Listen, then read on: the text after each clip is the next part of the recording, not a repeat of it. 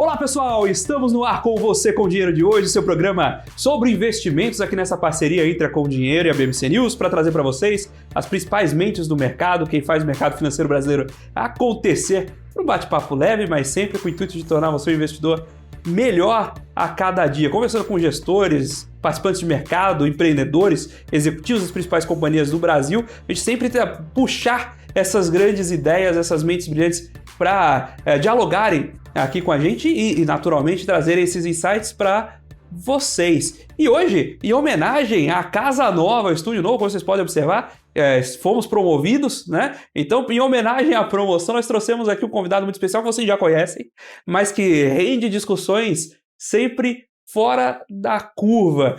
Hoje nós vamos falar com o João Prince Gallagher, que é sócio da Auri Capital. Vamos falar um pouquinho de tudo, não é verdade, João? Pô, perfeito. Obrigado, Felipe, pela introdução, pela gentileza, pelo convite. E sempre um prazer bater um papo. Legal estar na Casa Nova, muito legal o estúdio, parabéns. E bora em frente. O bacana, a gente não vai ter problema com o tempo de programa hoje. Porque se a gente compilasse só os áudios que a gente troca nos últimos 3 meses, daria fazer uns 4 podcasts. Né? É verdade, é verdade. É verdade. O papo de março especialmente foi interessante, né? A gente conversando sobre preço de S&P, né? Como que o mercado estava precificando a perfeição e o que poderia acontecer pela frente. E de fato muita coisa aconteceu de março para cá, né? S&P caiu 15% no ano, voltou a subir de 17%, voltou a patamares similares a final do ano passado, e a discussão segue, né? O que vai acontecer agora em diante. Mas diria que realmente muita coisa acontecendo, algumas dinâmicas que chamam a atenção. Eu chamaria atenção especialmente para o comportamento do mercado de bonds americano, que é uma coisa que a gente comentou um pouco em março sobre isso, né? Mas acho que vale a pena mencionar o que está acontecendo. Parece que o mercado tem sinalizado um certo desequilíbrio de oferta e demanda. Me chama muito a atenção essa inclinação da curva de juros, ou seja, bonds de longo prazo caindo, com o yield subindo e ao mesmo tempo bolsa subindo. Então, quer dizer, isso é um tanto quanto similar ao que aconteceu em 89 no Japão. O Japão, a gente teve grande bolha do Japão, e no final da bolha do Japão, pouco antes do BOJ começar a apertar um pouco os juros, teve esse descompasso no mercado de bonds. Os bonds estavam caindo e a bolsa continuou subindo. Não quero dizer que vai acontecer a mesma coisa. Pode ser que essa dinâmica é uma mera desconfiança na moeda, à la Turquia. Né? Se a gente pegar o efeito Turquia, que é uma possibilidade, acho que a Gavekal, por exemplo, discute bastante isso. Né, se os Estados Unidos, nos últimos 5 anos, tiveram um efeito Turquia, quer dizer, os ativos subiram porque o dólar caiu, e não o contrário, não os ativos subiram, né, é uma discussão, mas eu diria que, olhando para patamares de preço atuais, é difícil ficar muito otimista com a década seguinte, olhando para S&P. Me faz talvez ficar um pouco mais otimista com mercados emergentes, olhando um pouco para o Brasil. Né? O João, vou contar uma informação de fora do programa aqui, o João me deu um dos livros que eu mais gosto, eu mais gostei de ler nos últimos tempos. E tá na minha prateleira de livros preferidos de verdade, que é o mesmo de sempre. Do Morgan Housel. E ele fala sobre algumas, digamos, verdades absolutas cíclicas, né? De como algumas coisas mudam consistentemente, mas que tem os seus fatores primários garantidos. E essa discussão de patamares de preço me lembra muito a leitura do livro. Como eu sei que você me deu, porque já tinha lido, eu vou trazer essa provocação. A gente até tinha conversado no almoço. Como a gente está falando das principais empresas que compõem o S&P, e se a gente sempre falou que o Ibovespa era concentrado, o S&P... Ultra concentrado. Tem 500 empresas, mas a gente tem 7 relevantes.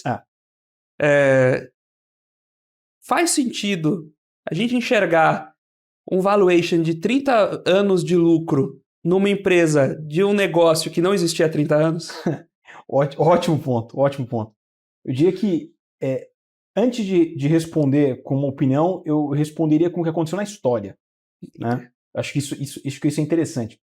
Primeiro, eu li um estudo recentemente do pessoal da Verdad Advisors, comentando sobre a persistência de crescimento.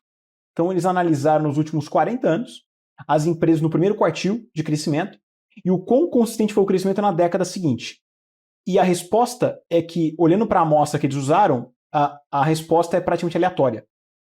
Então, quer dizer, crescimento passado realmente ele não é significativo para crescimento futuro. Óbvio, tem os outliers, são os que chamam a atenção, mas eu diria que pagar muito caro, historicamente, traz uma receita para o desastre. Eu diria até, chamando a atenção para o caso da NVIDIA, fazer um paralelo aqui para...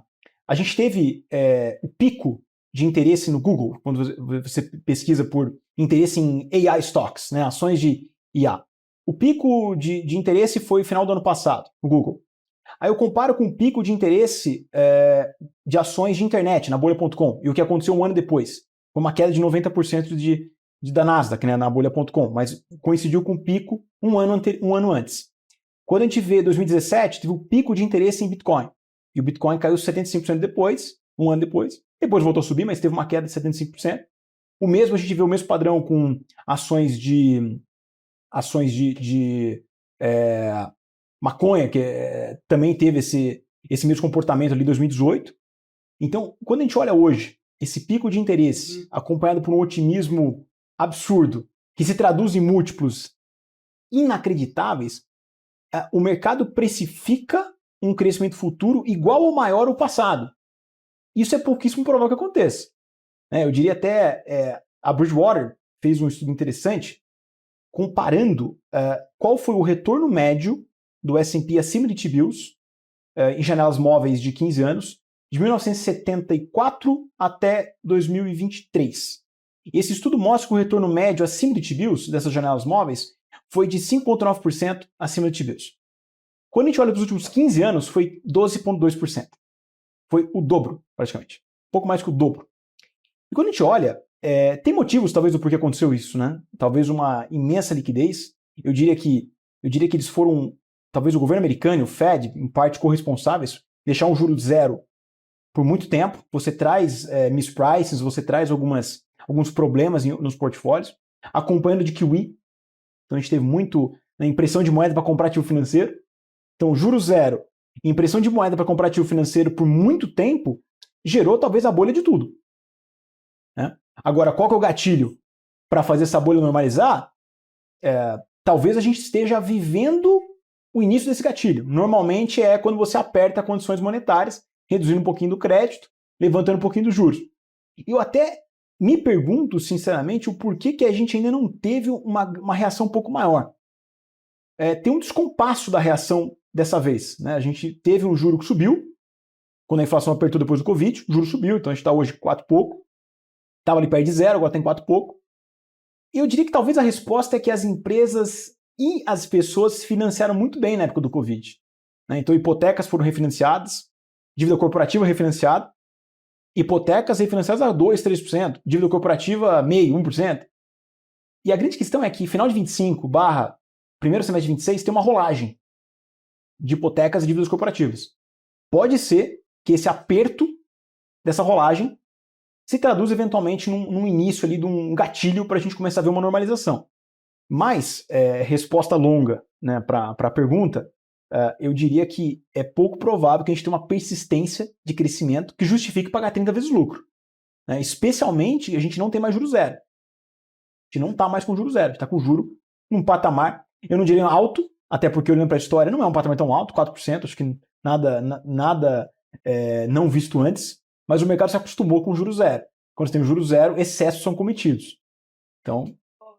Agora, você falou de um patamar não tão alto. Vamos fazer uma outra conta. Falei sobre múltiplo. Geralmente o mercado olha assim, né? Preço-lucro. Vamos inverter essa conta. Se uma empresa tem 30 vezes o lucro sobre o preço dela, a gente está falando de algo na casa de 3. Earnings yield de 3%. Se o Treasury americano paga 4,5, 5, um bonde corporativo tem que pagar mais do que isso. Perfeito. Então, o bonde paga menos do que o equity, tá certo isso? Ótimo ponto. A única resposta que justifica isso acontecer é se o crescimento for suficiente para compensar. Eu fiz a conta. E, curiosamente, quando a gente pega as Mag 7s, para que a gente tenha um retorno na década, olhando daqui para 10 anos à frente, para o retorno de bonds, para o retorno de equities dos Mag 7, serem maiores do que o retorno de bonds, medido pelo earnings yield, até que a gente falou aqui, o crescimento de lucros tem que ser algo perto de 10% ao ano por 10 anos. Para justificar essa diferença. E o retorno eu estou usando aqui como um retorno maior, como 3%. Então, suponha que eu estou modelando 3% de retorno de equities acima do earnings yield de bonds. Então, para isso acontecer, tem que crescer 10% ao ano por 10 anos. E respondendo a sua primeira pergunta, sem o fator crescimento, não deveria ter, né, o earnings yield deveria ser maior do que o que o bond te oferece. Realmente hoje, se você acreditar que o crescimento não vai acontecer, a resposta é bem direta. Você tem um retorno maior em bonds, você não tem por que tomar risco em equities. A menos que você tenha um grande medo da moeda ter uma depreciação absurda, alguma coisa nesse sentido. Que aí seria uma tese de, poxa... reserva de valor. Eu vou aplicar onde eu sei que não vai desmanchar. Exatamente. Que é o que a gente viu. A Bolsa da Argentina, quando a gente teve uma grande desvalorização da moeda, a Bolsa subiu. Porque é um ativo real. Nesse tipo de crise, você tem uma fuga para ativo real. Turquia, algo muito similar. Quando o Erdogan, né, conseguiu botar a mão no Banco Central e parar, e fazer o Banco Central parar e desistir, vamos dizer assim, da luta contra a inflação, a reação do mercado um ano depois foi a Bolsa subindo pra caramba na moeda local e um pouco bem menos em dólares, mas subiu bastante na moeda local, porque a moeda caiu. Então, talvez seja uma das respostas, mas a menos que a gente tenha essa tese, eu diria que assim, não faz sentido olhando o preço atual e o crescimento necessário para que a gente tenha um retorno maior do que bonds, tomar esse risco. Né? Esse é o ponto, né? Se o crescimento for zero, não faz sentido, mas ele não precisa ser zero para isso ficar estranho. Exatamente. Como você comentou, para as pecinhas se encaixarem, eu preciso pensar um crescimento de 10% ao ano por 10 anos. Exato. Se eu tenho um crescimento de 10% ao ano pelos próximos 5 anos e vou para um patamar mais flat, já desmorona o número. Desmorona. Esse que é o principal ponto de tensão aí, né? Exatamente. Eu diria que o valuation, ele diz o quanto o mercado pode andar para um lado ou para o outro quando tiver um catalisador. Agora, o timing, a gente não tem certeza. O catalisador e o timing talvez sejam medidos por liquidez, né, um pouco de análise técnica, o fator técnico, o quão alocado está o mercado. E quando a gente olha hoje, a gente olha para Mag 7, a gente vê uma concentração gigantesca. O fator técnico está péssimo. Quer dizer, os portfólios estão muito concentrados. As famílias americanas compradas de 80% em bolsa americana. Bolsa americana traduzindo por S&P, basicamente. O S&P, por sua vez, ultra concentrado nas Mag 7s. Os portfólios globais, medidos pelos índices do Morgan Stanley, 70% comprado em bolsa americana. Então, quer dizer, o fator técnico está muito ruim, nesse caso. E quando a gente olha para mercados emergentes, Brasil especialmente, a gente vê o técnico contrário. Né? Praticamente não tem ninguém comprado. Fundo de pensão está a colocação mínima comparado à crise da Dilma. Pessoas físicas resgataram da bolsa por 2 anos seguidos. Praticamente o primeiro fluxo positivo foi agora, né? Mês de abril, um pouquinho de fluxo positivo, mas praticamente net vendido ou neutro. Fundos multimercados praticamente desalocados e muitos reverteram short, mas ainda não estão muito comprados. Então a gente vê aqui uma concentração do local muito baixo, o gringo praticamente não está comprado, a nossa representatividade nos índices lá fora é muito pequena. Então quer dizer, o técnico no Brasil é muito favorável. Valuation, por sua vez, também é favorável. Acaba sendo o contrário do que a gente vê nos Estados Unidos hoje. Né? Me lembra um pouquinho, talvez, da década dos anos 2000. Eu diria que nos anos 2000 a gente teve um S&P que ficou flat, andou zero, S&P em 2000, e começou lá com a bolha da Nasdaq em 99, teve 2007, né? Mas o S&P retornou zero. Agora, o que aconteceu nos anos 2000? A gente teve boom de commodities. Né? Então, quer dizer, quando você tem commodities em alta, uma economia como a americana, que é uma economia de serviços, né, que tem empresas como a Nvidia, acaba sofrendo, porque ela gasta energia para produzir os serviços. Então, eu diria que se a gente tiver algum tipo de similaridade com os anos 2000, talvez o retorno da década seguinte vai ser bem diferente do que foi na década passada. Então, o S&P outperformando tudo, trazendo fundos do mundo inteiro, e que talvez chegue a valuations malucos, e o pessoal compra S&P porque sobe. Que a gente falou sobre isso em março, né? Que é uma coisa que a gente fica... eu provoco até um pouco mais. Muita gente falando, estou otimista no longo prazo. Mas quando a gente olha o valuation, que acaba sendo o que explica no longo prazo, em grande parte é o valuation, né? Que te mostra o quanto pode andar. No curto prazo tem muito mais aleatoriedade, mas no longo prazo, se você pagar 30, 40 vezes lucro, a menos que tenha um crescimento surpreendente, provavelmente você vai ter um retorno medíocre. Historicamente é o que a gente vê. E eu acho interessante quando a gente olha retornos de décadas em várias classes de ativos, normalmente a classe que outperforma na década anterior não é a classe que vai bem na década seguinte.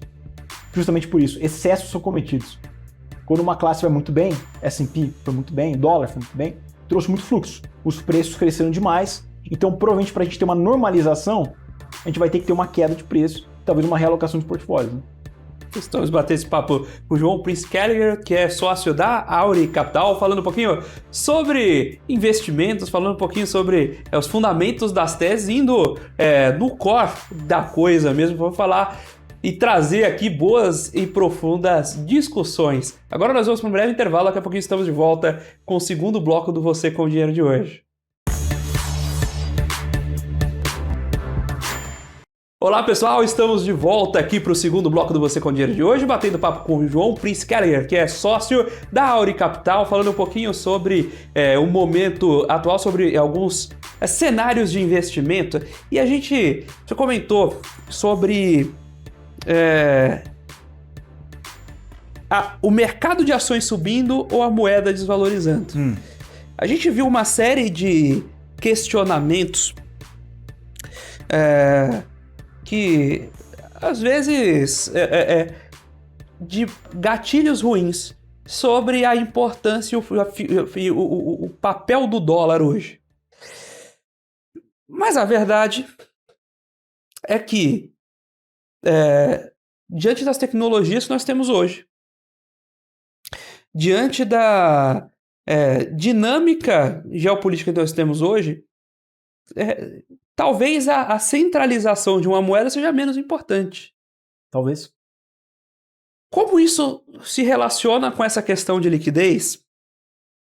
E o que pode ser de fato gatilho para a gente repensar o papel do dólar? Essa é uma ótima pergunta. A resposta difícil. Diria que a princípio não tenho certeza, mas tem algumas opiniões. Né? Primeiro que sobre se a gente viu nos últimos 3 anos, ou 4 anos talvez, bolsas subindo, ou a gente viu moedas perdendo valor. Eu diria que um pouco dos dois.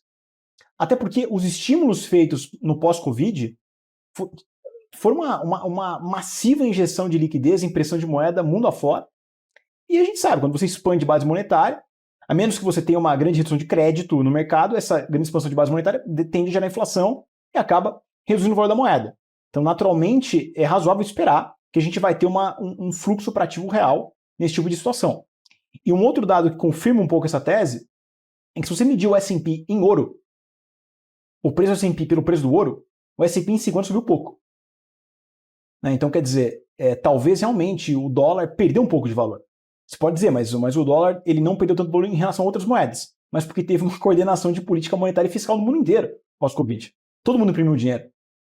Então, realmente, foi uma coisa que trouxe fluxo para esse tipo de ativo e acaba sendo uma dinâmica que, quando o retorno, a teoria dos Soros, de reflexividade, o pessoal põe dinheiro, o ativo sobe, muita gente vê o ativo subindo, põe mais dinheiro, o ativo sobe mais. Então, é uma questão reflexiva e acaba levando a alguns excessos. Agora, sobre a questão do dólar, eu diria que é um ótimo ponto, a gente discutiu isso, né, inclusive hoje na hora do almoço.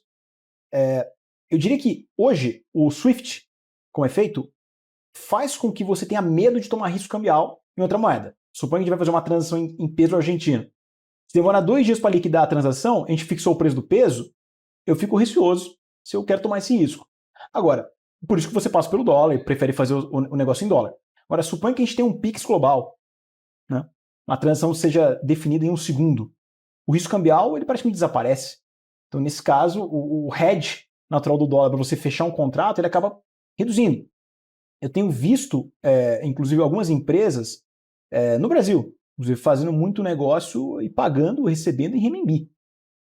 Né? Não estou dizendo que vai ser uma transação com renminbi, mas talvez um mundo multipolar, né? Não necessariamente o renminbi. Você pode transacionar de qualquer moeda para qualquer moeda. Perfeito. Faz a conversão e... Exatamente. E você vai ter um mundo muito mais transacionado em várias moedas, o que pode dificultar, inclusive, o financiamento da dívida americana. Porque o dólar ser a moeda de reserva, a moeda de business do mundo, faz com que os países tenham que ter uma reserva para poder pagar, né, importações, exportações, poder transacionar tranquilamente em dólares. E se os seus credores começam a não demandar tanta moeda, e você tem uma dívida de 125% do PIB, que vai ter que ser rolada em pouco tempo, a gente começa a ter um problema. E eu diria que o problema começou, talvez, eu diria que começa com os excessos, naturalmente, né? Você se comportar, por mais que a moeda, você tenha a impressora da moeda de reserva, se você começa a agir como se você tivesse um cartão sem limites, que não chega a fatura nunca, em algum momento você passa do ponto. Mas eu diria que o ponto inicial para a desconfiança, que faz a gente pensar e fez a gente discutir sobre isso, foi quando o Biden foi lá e cancelou acesso às reservas russas. Nesse momento, você teve uma quebra de confiança. Então você vê a China falando, poxa, então quer dizer, se eu tentar invadir Taiwan, vão cancelar minhas reservas? Meus depósitos no Fed? Então o rule of law, né, a estabilidade, a segurança do dólar, começa a ser questionada. E quando isso acontece, o preço da taxa de juros livre de risco começa a mudar. Ou seja, pode ser que, de duas uma, ou a gente veja um dólar um pouquinho mais fraco, ou a gente vê um dólar, para se manter, a gente vai ter que ver um juro mais alto. Pode ser que o preço dos juros está errado. Então, não é trivial, eu diria que isso talvez vai ter uma confluência de fatores e uma aceitação do mercado, mas a dinâmica do mercado hoje me faz pensar que quando a gente... Exemplo, a dinâmica no mercado de bonds, né, esse desequilíbrio que parece estar acontecendo em bonds. Quando o Fed intervém menos na curva de juros, a gente vê uma volatilidade rápida. Quando a gente olha para 2021, por exemplo, eu me lembro que eu questionei muito por que a Yellen não rolou a dívida americana para longo prazo quando o juro estava em zero. Eu me perguntava, poxa, mas por que ela não está rolando essa dívida? Na época eu pensava, poxa, é inacreditável. E hoje eu volto atrás e a resposta talvez seja porque não dava. Exatamente. Então eles estão numa armadilha, provavelmente, de ter que encurtar a dívida porque não tem comprador. Então, tem sinais no mercado, sinais de fumaça no mercado. Agora, para onde exatamente vamos, não tenho certeza. Mas talvez o mundo multipolar, como a gente está discutindo aqui, mais moedas sendo transacionadas, uma dólar dependência um pouco menor, me parece razoável. Uma dor que surge aí, quem me apontou foi o professor Roy Martelan, que eu espero trazer aqui no programa em breve. Ele fez uma participação, mas já faz um tempo. Eu queria trazê-lo para esse momento de confusão aqui, que é o seguinte... não existe balança comercial desbalanceada. Alguém compra, alguém vende. E se você compra alguma coisa, precisa vender alguma coisa para que isso entre em equilíbrio. Sim. Os Estados Unidos compram mais do que vendem há 130 anos. Então, alguma coisa é estranha. Não tem como você comprar menos do que... comprar mais do que vende por 130 anos e tudo ficar ok. O que acontece é que os Estados Unidos tinham um grande produto de exportação, que era a moeda. Então, toda essa dinâmica, toda essa balança comercial aparentemente desbalanceada dos Estados Unidos é porque ela exportava dólar. A partir do momento que ninguém quer comprar dólar, todo o resto da premissa se desfaz, né? Aí, por exemplo, surge uma questão, por que pode ser mais importante para o momento de hoje você ter produção interna? Porque aí não é mais uma questão geopolítica digamos, no gogó, né? Um quer parecer mais valente que o outro. Aí a questão é o seguinte, e se o que eu tenho para exportar, que é moeda, ninguém mais quiser, eu não vou ter mais como importar. Então talvez eu tenha que produzir aqui, não porque eu quero, mas porque eu não vou ter alternativa. O mercado se fecha. Pode ser. Compulsoriamente. Pode ser. Né? Ou o preço do câmbio muda drasticamente, né? Dois preços importantes, o preço do câmbio e o preço dos juros, o preço do tempo. E no fim do dia, a gente vai lá para, de novo, mesmo de sempre, né? A gente vai para o princípio de tudo que se você desbalanceia o câmbio, o que vai acontecer é que essa dívida de 125 vezes o PIB vai se pagar na inflação. Vai para o mesmo lugar que todo mundo sofreu a vida inteira e o que os Estados Unidos eram imunes. Exatamente. Não, a dinâmica atual, eu diria até para que eles consigam produzir mais internamente, inclusive o câmbio deveria depreciar. Inclusive, para se tornar isso mais factível. Inclusive, a gente vê o Scott Bessent falando, a preocupação dele basicamente é com o preço do petróleo para baixo, preço dos 10 anos para baixo, para poder financiar, alongar a dívida, e um dólar mais fraco. É o que eles querem, né? Eu acho interessante que o mercado tinha uma dinâmica curiosa, né? De dólar forte, dólar forte, dólar forte. Mas, poxa, o Scott Bessent e o Trump querem um dólar mais fraco. E querem o 10 anos mais baixo. E o preço do petróleo baixo. Eles querem essa combinação. E o mercado apostava muito no dólar forte por conta da inflação. É interessante ver como que a gente consegue imaginar que a aposta era o dólar vai ficar forte porque vai ter inflação. Logo o Fed vai subir juros. Mas, poxa, a inflação ele destrói o valor da moeda. Né? Claro, curto prazo traz um pouquinho de fluxo, a moeda sobe um pouquinho por causa do carry trade. Talvez isso aconteça mesmo. Mas torcer por inflação para o dólar forte é uma coisa meio problemática, naturalmente problemática. Tanto que a dinâmica virou muito rápido. A gente viu o dólar index esse ano caindo. Né? Caindo e caindo com razão. Acho que tem todos os motivos para isso.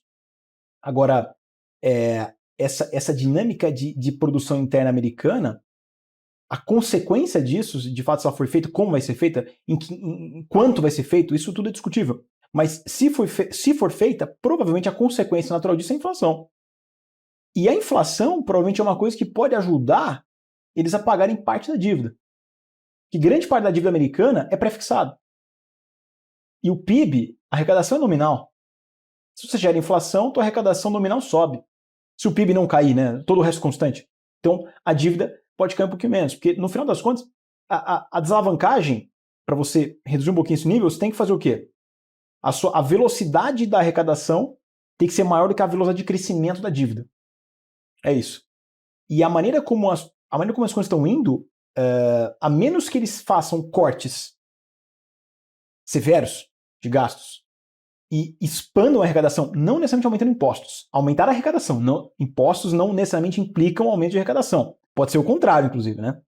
Mas eles têm que provavelmente estabilizar essa dívida PIB, porque quanto mais eles caminham para uma dívida PIB problemática, fazendo déficits em ano de crescimento econômico, que é uma coisa curiosa, né? A gente pega esse ano aqui, eles caminham para um déficit de 7, 8% no ano de crescimento. Quer dizer... E é 7, 8%, não é? Vamos lá. A gente aqui discute déficit de 1% na unha com troca de peixeiras. O pessoal assume 7, 8% de crescimento. Normal, como se fosse normal. Déficit primário. E eu diria que tem um ditado que... aquele ditado, como você vai à falência? Aos poucos e de repente do nada. Talvez seja um pouco essa dinâmica. O elefante está na sala, muita gente sabe que está ali, mas ninguém está falando. Né? Porque uma dívida PIB de 125%, com juros zero, tudo bem, o seu carrego não importa. Agora, se os juros for para 4, aí o teu carrego importa. O seu déficit vai piorar. Né? Porque a dívida americana hoje, o custo médio da dívida americana não é muito mais do que 3%, né? 2 e pouco, 3%. Agora, se a gente tiver a rolagem agora, que vem, se não me engano, quase 70% da dívida até final de 26, quer dizer, vai ter uma rolagem a que preço? A 4%? 5%? Não tenho certeza, mas isso vai piorar o déficit americano. Então, e a pergunta fica, suponha que a gente rode um déficit para facilitar a conta de 5% desse ano, 5% ano que vem, 5% ano que vem, e continua essa dinâmica. Em 3 anos, a dívida PIB vai para quanto? 140%. Conta simples, juros simples, né? 140%. Então, claramente, isso não pode continuar.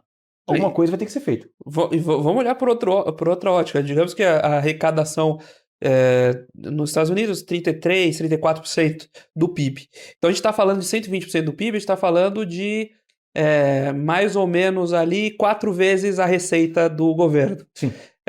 Imagina um cenário de você emprestar dinheiro para alguém que tem 4 vezes sua receita anual em dívida. Exatamente. É difícil comprar essa tese. É difícil comprar, especialmente vendo que agora o custo do carrego da dívida subiu. Porque antes, pega o Japão, né? O Japão tinha uma dívida gigantesca, ainda tem uma dívida grande, mas o juro era zero. Você carregar uma dívida a juros zero o teu carrego não acomete a tua capacidade de gastar, de investir. Agora, quando os juros ele pune e impede você de rodar a máquina pública e investir, isso começa a piorar ainda mais a situação. A velocidade do crescimento da dívida sobe e você reduz a sua capacidade de governar. Então, de fato, alguma coisa deve acontecer. Quando? Como? Não tenho certeza. Eu diria que talvez as tarifas do Trump, a tentativa de tarifas, pode até ser uma tentativa de curto prazo de reduzir um pouco o déficit. Eu não duvido. Talvez não seja realmente uma coisa ideológica, talvez seja uma tentativa do próprio Scott Bessent. Eu não duvido. De repente ele quer tentar enxugar o déficit esse ano. Claro, tarifa é imposto. E é uma coisa de curto prazo. Eles não falam em nenhum momento que eles têm finalidade arrecadatória. Lógico. Mas... é imposto. Alguém paga. Alguém paga. Alguém paga. O meu palpite é que vai gerar inflação. Isso gera inflação. Então, eu acho que a dinâmica do mercado agora está numa dinâmica talvez diferente. Eu diria que pode ser que a gente esteja numa certa mudança de paradigma. É um momento para olhar e pensar se o que funcionou na década passada vai funcionar na década seguinte. Eu diria que provavelmente não. A gente vai ter que estar muito esperto, né, a isso. Os preços se moveram bastante. A gente tem uma ultra concentração em alguns ativos e outros ativos muito leves. Então acho que é o momento de repensar. Né? Acho que todo gestor de portfólio tem que pensar. E eu acho que uma dinâmica que eu vejo é a diversificação só por diversificação. É uma coisa problemática também, né? Eu vejo muita gente diversificando por diversificar. Mas por que você diversificou? Por que você investiu aqui? Não, eu não gosto, mas eu tô comprando porque é bom ter. Mas por quê? E você vai... Por quê? Porque você acaba não chegando numa resposta, né? Então, eu acho que a diversificação ela tem que ser eficiente e inteligente, né? E não somente feita porque na teoria de portfólio ela parece interessante, mas a gente tem que olhar realmente se faz sentido. Em momentos de extremos, você pode tomar algumas decisões, né? De ficar um pouco mais aqui, um pouco menos ali. Acho que faz total sentido. Expressar convicção na tese. No episódio passado a gente conversou sobre isso, né? Acho que dimensionar o tamanho da posição, olhando para quanto você pode ganhar, quanto você pode perder na tese. Que na verdade não importa muito se você está certo ou errado. O que importa é quanto você ganha quando você acerta e quanto você perde quando você erra. Isso é o que importa, na verdade. Tem que ter a convicção e posições assimétricas suficientes para quando você acertar ter um retorno muito interessante, quando você errar, perder pouco. Eu acho que no final das contas, para você construir um retorno longo, um track record longo, retornos de longo prazo interessantes, você tem que ter preservação de capital e, como diria o Druckenmiller, alguns home runs, né? E alguns anos bons, muito bons. Ou de outra maneira, tem um sócio meu que adora, às vezes eu falo uma frase, cara, a gente nunca quer ter anos ruins, mas eu aceito ter vários anos medianos para poder ter alguns anos excepcionais. Eu diria que essa é uma combinação vitoriosa. A gente trabalha duro para tentar chegar nisso. Não é fácil, né? O mercado ele muda, a gente tem que mudar de opinião, e esse é o grande desafio, né? Eu diria que é outro princípio interessante. Não se apaixonar muito pelas suas teses.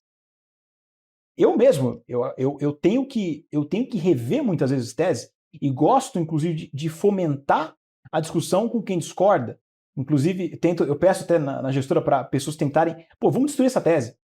Que você fica desapaixonado, vamos dizer assim, por uma tese, e você pode ficar um pouco cego a novas variáveis e você tem uma resistência. Então, realmente, a gente tem que ter essa frieza de mudar de ideia rapidamente, se necessário, para você poder desinvestir de uma coisa que não faz mais sentido. Isso é um desafio tanto, especialmente para aqueles gestores que vão com as teses a público e não querem depois ser descredibilizados, esse tipo de coisa, que eu acho que não faz o menor sentido, né? Porque você é pago para mudar de ideia, né? Você é pago para gerir o portfólio e não para ganhar um argumento. Você não quer ganhar discussão, quer ganhar dinheiro no portfólio. Eu acho que é isso. Isso é importante, né? Estamos batendo esse papo com o João Pritzker, sócio da Auri Capital, falando sobre investimentos, falando sobre teses e seus fundamentos. Agora nós vamos para um breve intervalo. Daqui a pouquinho estamos de volta com o terceiro bloco do Você com Dinheiro de hoje. Olá pessoal, estamos de volta aqui para o terceiro bloco do Você com Dinheiro de hoje, batendo papo com o João Pritzker, que é sócio da Auri Capital, falando um pouquinho sobre alguns fundamentos, olhando para o cenário macro de investimento, mas de uma forma muito peculiar, olhando os princípios dessa coisa toda. E aí você comentou sobre o momento técnico, né? E aí eu acho super legal trazer isso, porque muitas vezes o pessoal pensa digamos, análise técnica dos mercados de uma maneira muito superficial. Sim. Né? Aquele trade de gráfico ali, meio feito... Padrões e figuras. Padrões e figuras.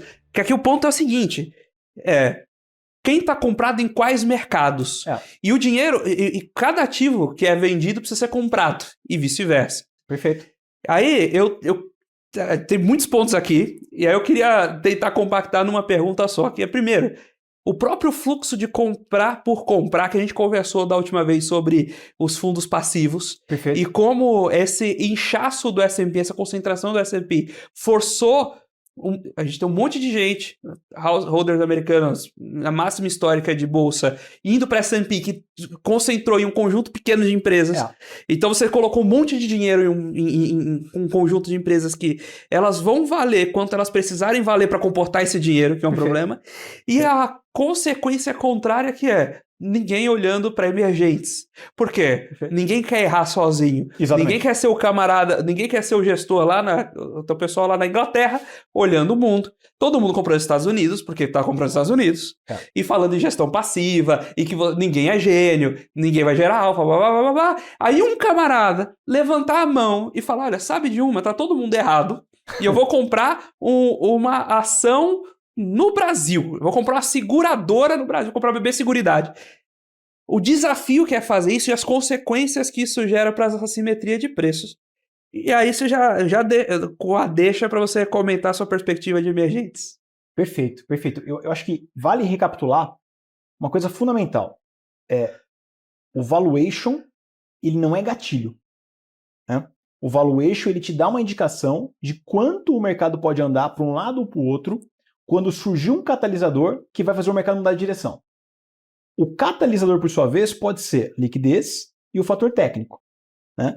O fator técnico em si, que é o quanto alocado a turma está num ativo ou no outro, e o que pode mudar, fazer o pessoal mudar de ideia, acaba sendo o grande desafio. E muitas vezes o catalisador é uma mudança de política monetária, por exemplo, que faz o pessoal apertar. Suponha que a gente está numa economia superaquecida, empresas valendo 30, 40 vezes lucro, e o juro está em zero. É uma bonança. Quando o juro vai de 0 para 5, e a realidade se impõe, aí vem aquela frase do Buffett, né? Quando a maré está alta, todo mundo parece gênio. Mas quando a maré baixa, aí você vê quem está pelado. Então, quer dizer, nesse cenário, eu diria que esse pode ser um gatilho para a gente começar a ver uma mudança de portfólio. Eu diria que a gente teve um início muito tímido disso, mas realmente esse fator, que a gente até discutiu, inclusive, sobre isso, né? Como que a reação do investidor muitas vezes faz o gestor a não comprar certas teses. Então, por exemplo, a gente comentou inclusive sobre a dívida da província da Argentina, né, da província de Buenos Aires. Quando o Milei ganhou, negociava um preço muito, muito atraente. Dava um yield em dólar ali, depende do momento, mas quando eu olhei, eu me lembro que o yield anual era 40, 45% em dólar. Baita do yield. Hoje está perto de 30%. Já teve um carrego e uma apreciação do papel. Mas quando a gente olhou esse papel, é um papel difícil de comprar por alguns motivos. Um deles é o optics disso, né? É realmente se você errar uma coisa dessa, normalmente não é bom, não é muito bom. Certas pessoas podem errar tranquilamente, mas até o Stuberger mesmo fala sobre isso, né? Que errar na Argentina é um negócio difícil, você é cobrado por isso. Então, eu diria que a visão para emergentes pode mudar. Começou a mudar no contexto teórico. Eu diria que a gente começa a ver JP Morgan mudando de ideia, a gente começa a ver vários bancões dando call aí de compra para Brasil e para mercados emergentes. Mas eu diria que o consenso ainda é teórico para Brasil, especialmente. Esse consenso teórico não se traduz em fluxo. A gente não vê os portfólios comprados ainda. A gente até vê, poxa, sai um relatório aqui ou ali, o mercado sobe um pouquinho, mas numa mola que está super apertada, subir 10, 20% não é nada. Tem ações negociando a 5 vezes lucro. Claro, não é só. Não é o Banco do Brasil estava 4,5 vezes lucro, aí saiu o balanço. Exatamente. Caiu 12%. Exatamente. Porra, é impressionante, né? Então, assim, de fato, nos chama atenção. Então, a perspectiva para emergentes, no meu entender, ela é na margem positiva. Aí qual é o emergente? tem uma seleção aí, porque tem coisa que tá meio cara. Mas alguns emergentes estão muito baratos. Eu disse, o Brasil parece muito barato. Claro, não dá para comprar todo ativo. Óbvio, a gente entende isso, mas tem muito ativo barato, descontado, que ninguém tá olhando. Eu acho que o fato de ninguém tá olhando, ninguém tá comprando, ninguém tá cobrindo, não traz fluxo, traz distorções. Então, eu diria assim, numa década onde a gente teve excessos no mercado desenvolvido, é provável que a rotação dos portfólios naturalmente vai se traduzir para algum fluxo para emergente. Mas quando você parte de um fator técnico completamente leve, né, a gente diria que ninguém está comprado, vai para exagerar um pouquinho, não tem nenhum vendedor marginal, já todo mundo vendeu. Então, quando todo mundo vendeu, só sobrou aquele holder que realmente não vende, que é o acionista que não vende. Quando o mão de alface, que a gente brinca, né, já vendeu, quando entra um fluxo comprador e quem está segurando a ação é quem não vende, o movimento do preço é muito rápido, muito abrupto. Então, por isso que a gente pode ter um movimento mais forte para mercados emergentes. E commodities pode ser um gatilho, inclusive, para isso, né? A gente pode tanto política monetária desse lado e como commodities desse lado pode ser um gatilho para isso. Então, normalmente um mercado desenvolvido americano ele vai bem com commodities embaixo, preço de energia baixo. Agora, quando a gente tem um boom de commodities, lá anos 2000, a gente tem normalmente emergentes acabando recebendo fluxo e ganhando com isso. Agora, olhando para o Brasil especialmente, que é bem idiosincrático, mas faz parte da tese, a gente tem um gatilho a mais aqui, que é um gatilho político para o local. Eu diria que para o investidor local, especialmente, tem um gatilho, que é a perspectiva de troca de governo. Né? Acho que isso é um gatilho para a gente aqui. Eu diria que, e eu acho curioso, né? Sai uma pesquisa, o mercado reage. Mas, quando eu olho os preços, eu diria que o mercado ainda está 55-45 na probabilidade. Eu acho que tem bastante para andar. Se algum momento ficar 70-30, eu diria que pode andar bastante. A gente estava falando sobre isso. Ibovespa. É difícil prever Ibovespa, né? Mas a questão é: se a gente pensar que o Ibov vai andar o DI mais um Equity Risk Premium, Ibov é acima de 180, talvez. Né? Para julho 26, talvez? Não tô fazendo previsão, tá? Não quero, não quero fazer previsão. E nem tô apostando no Ibov em si. Eu acho que tem algumas ações, tem uma série de ações, eu acho que estão descontadas e vale a pena olhar. Mas realmente essa ideia de olhar para o que não estão olhando, que tem múltiplos interessantes, fator técnico ultra favorável e tem um gatilho claro. Então, essa é uma combinação que me parece interessante. Agora, obviamente, se os fatos mudarem, você muda de opinião. Então, aí é que vem a importância de você não se apaixonar com a tese. Mude de opinião. E é simples assim. Você comentou sobre a dificuldade que é pensar lá no S&P, da empresa crescendo 10% ao ano por 10 anos para justificar o pricing. Tem empresa aqui no Brasil, especialmente banco, não vou citar nominalmente, ninguém falar que é recomendação depois, mas tem que você consegue ver um crescimento de lucro de 10% ao ano nos últimos 10 anos, e é negociado a 7 vezes o lucro. Pois é, e paga dividendo. E pagando dividendo. Essa assimetria é maluca, né? Exatamente. Eu diria que um pouco disso vem de um princípio importante que você tem que investir olhando para o futuro, não investir no presente. Né? Então, investir olhando para o futuro requer um exercício de tentar entender o que vai acontecer 12, 18 meses à frente. O que pode acontecer. A partir do preço atual e quais são os gatilhos. Né?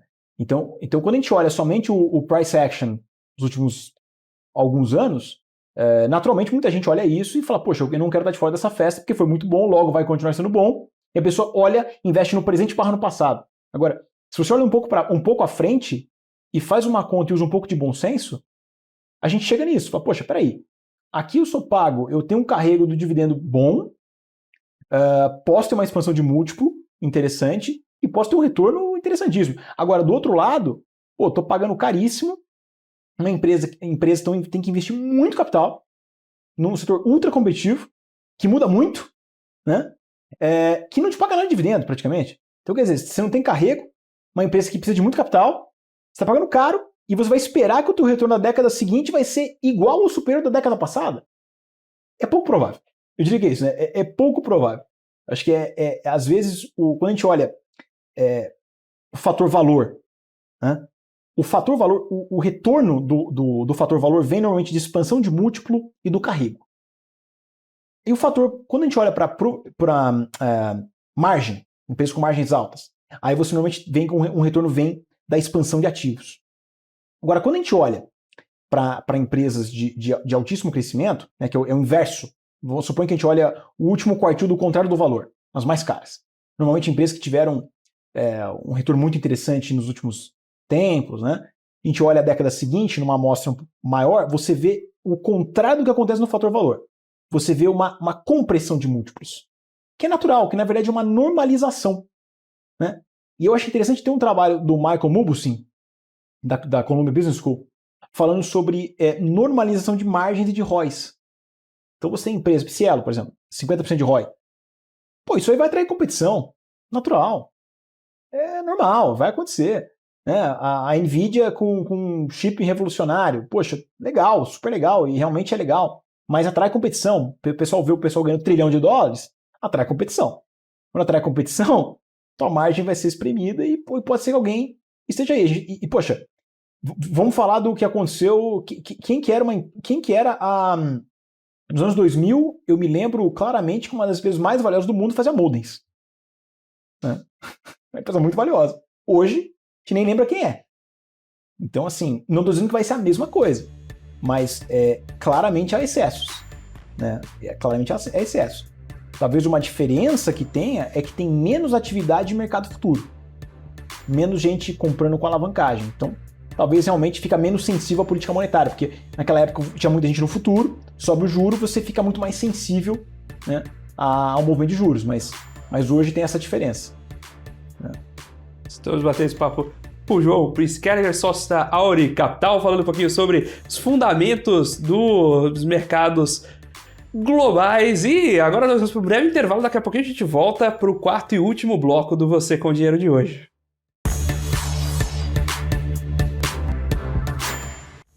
Olá pessoal, estamos de volta aqui para o quarto e último bloco do Você com Dinheiro de hoje, batendo papo com o João Pritzker, sócio da Auri Capital. E queria trazer de última pergunta, a gente estava falando de fluxo, né? E a gente tinha comentado no almoço sobre a oscilação do S&P. Esse mercado muito passivo tende a aumentar a volatilidade? Essa é uma discussão para um episódio só, Exato. eu diria. Já deixei o mote para gente marcar a próxima. Exatamente.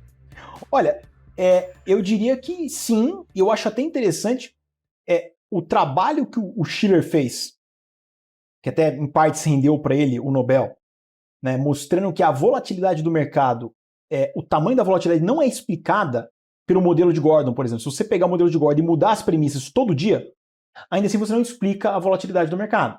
Quer dizer, claramente você tem excessos, e esses excessos, quando você tem um mercado cada vez mais passivo, né, quer dizer, cada vez mais os índices que são passivos, que tem lá, como a gente falou, a BlackRock tem posições passivas gigantescas em empresas. Se fosse um fundo ativo com uma posição daquele tamanho, ele teria um assento no conselho ativamente, tentando influenciar a empresa, tentando destravar valor. Agora, quando você investe de maneira passiva, e uma empresa entra no índice, ela sobe, sai do índice, ela cai. Né? Então, quer dizer, a volatilidade, a meu ver, ela é exacerbada. Ela traz mais volatilidade. E talvez a discussão qual é o ponto onde a gente passa o investidor... Já passou, na verdade, né? A proporção de investimentos passivos é um pouco maior do que ativos já, né? Em vários mercados. E a grande pergunta fica, a partir de que momento a eficiência começa a se perder um pouco? Eu acho que essa é uma pergunta difícil de responder, mas eu diria que a gente, como gestores, né, investidores, a gente tem que pensar, talvez, em como depender menos do mercado concordar de você. Então, porque um tempo atrás você falou, poxa, eu tenho uma opinião, eu acho que essa empresa vale mais do que ela está listada, em algum momento o mercado vai concordar comigo se eu tiver certo. Mas se você tem muito fluxo passivo, talvez não concorde com você. Então, e fique não concordando por muito tempo. Aquela premissa de que o mercado pode ser racional por mais tempo que só a liquidez aguenta, vai ser extrapolado, né? Exatamente. No limite, né? Exatamente. Então, como você pode fazer? Poxa, se você tiver uma posição muito grande, vai como influenciar alguma coisa na empresa, é uma outra coisa. Mas como investidor com uma posição pequena, talvez escolher uma empresa que te paga um carrego. Então, suponha que você vê uma empresa muito descontada e por mais que o mercado não concorde com você, o dividend yield sozinho é suficiente para te dar o retorno. É uma maneira. Mas realmente essa volatilidade, o fluxo passivo, ele está mudando um pouco o mercado, né? Realmente, existe uma certa meia-culpa de muitos gestores aí que, aliás, fazem uma gestão passiva, dizem que fazem ativa, mas é praticamente passiva, né? Sim. E perdem do índice. E perdem do índice. Então quando a turma vai fazer um estudo sobre isso, fala, poxa, mas a maioria perde do índice. Verdade, porque a maioria faz igual o índice e cobra 2,20. Não dá para você, não dá, é difícil falar, mas é pouco provável que com um portfólio ultra diversificado, com 150 posições, você vai gerar alfa. É difícil gerar alfa com 150 posições no portfólio. A gente vê, quem gera alfa de fato no mercado, em geral tem portfólios mais concentrados. Só que é uma faca de dois gumes. Para você conseguir estar no primeiro quartil ou no segundo quartil, com o portfólio mais concentrado, você vai arriscar, em algum momento, underperformar o índice. Isso pode tirar do jogo. Então, eu diria que assim, a concentração de portfólio com posições com convicção te dão a chance de gerar alfa, salvo essa questão do mercado concordar ou não com você, que hoje é uma dinâmica problemática, mas a convicção tem que ser expressa no portfólio. Até porque eu diria que muitas vezes, quando o gestor tem lá 150 posições no portfólio, de ações especialmente, ou até de bonds, em alguns casos, a equipe fica um pouco mais preguiçosa de olhar mesmo. Pô, é 0,5% do fundo. É 0,5% da carteira. Cara, se der errado, não machuca tanto. Se você tem uma posição de 5% do portfólio, você vai ter que olhar a fundo e você vai ter que dormir preocupado. Eu acho que, se não me engano, é o Florian Bartonek, tem uma frase legal, que ele fala assim, poxa, como é que você sabe se a posição está certa ou errada? Tamanho, né? Pô, se aconteceu uma coisa com a Petrobras, você tem Petro no portfólio, aconteceu alguma coisa, você viu uma notícia à noite, e você não dormiu, você tem muito Petrobras. Agora, se aconteceu alguma coisa e você dorme muito tranquilo, você tem pouco Petrobras. Eu diria que você consegue mensurar mais ou menos assim. Brincadeiras à parte, eu diria que é mais ou menos isso. Muito obrigado pela sua participação. Foi um prazer bater esse papo com você agora pessoalmente. O prazer é meu, Obrigado, Felipe. Obrigado a todos. É um prazer. Muito obrigado a você, telespectador aqui da BBC News, investidor profissional de mercado, pela sua companhia e pela sua audiência. Lembrando que Com Dinheiro, você com dinheiro, essa parceria entre a Com Dinheiro e a BBC News para trazer mentes brilhantes como essa para o bate-papo com vocês. Se você quiser saber um pouco mais sobre a Com Dinheiro, como ela pode ajudar você, seus investimentos ao seu negócio, visite lá www.comdinheiro.com.br, manda um e-mail para a gente em contato@comdinheiro.com.br. Você com o Dinheiro de hoje vai ficando por aqui. Muito obrigado mais uma vez pela sua companhia e pela sua audiência. E até a próxima.